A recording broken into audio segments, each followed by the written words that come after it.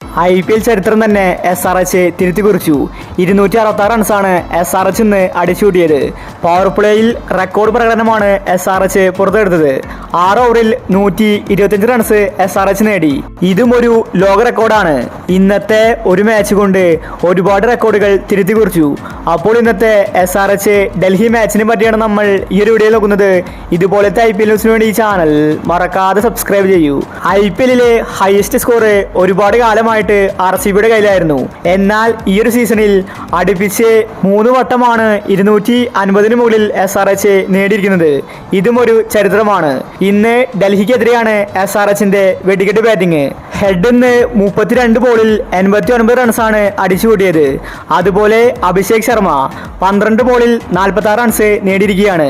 ഇതുപോലത്തെ ഒരു മത്സരം ഇനി സ്വപ്നങ്ങളിൽ മാത്രമേ കാണാൻ സാധിക്കൂ. അത്രയും വേഗത്തിലാണ് SRH റൺസ് അടിച്ചുകൂടിയത്. ഡൽഹി ബൗളേഴ്സ് ശരിക്കും നാണം കെട്ടു. ഈ ഒരു IPL-ൽ SRH ടീമിനെ ഭയന്നേ മതിയാവൂ. അതുപോലത്തെ പ്രകടനമാണ് അവർ കാഴ്ചവെക്കുന്നത്. ഉറപ്പായിട്ടും അവർ കപ്പ് നേടാനുള്ള സാധ്യതയുണ്ട്. അതുപോലത്തെ ബാറ്റിംഗ് ആണ് അവർ പുറത്തെടുക്കുന്നത്, പ്രത്യേകിച്ച് ട്രേവിസ് ഹെഡ്. അങ്ങനെ ഇന്ന് SRH 20 ഓവറിൽ 7 വിക്കറ്റ് നഷ്ടത്തിൽ 266 റൺസാണ് അടിച്ചുകൂട്ടിയത്.